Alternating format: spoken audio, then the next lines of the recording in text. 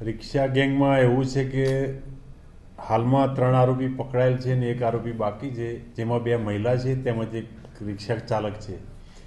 એ ત્રણેયના નામ છે ભાવેશ ગુગાભાઈ વાઘેલા દેવી પૂજક, બેનાબેન રાહુલભાઈ દંતાણી તેમજ હિનાબેન ધર્મેશભાઈ જાદવ. આ 3 પકડાયેલ છે ને એક નટુભાઈ દિનેશભાઈ કુંવર ફુવરિયા એ નાસ્તો ફરતો છે.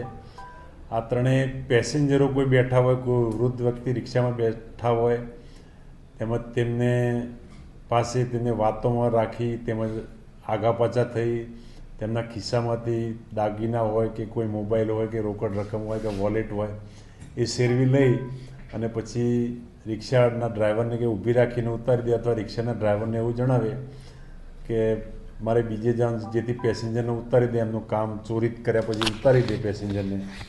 આ રીતની એમની ચોરી કરવાની એમો હતી. આ સમગ્ર રાજકોટ શહેર તેમજ ગોંડલ તેમજ રેલવે સ્ટેશન નજીક તમામ વિસ્તારમાં આવરી લેતા એમના અલગ અલગ જગ્યાએ ગુના નોંધાયેલ છે.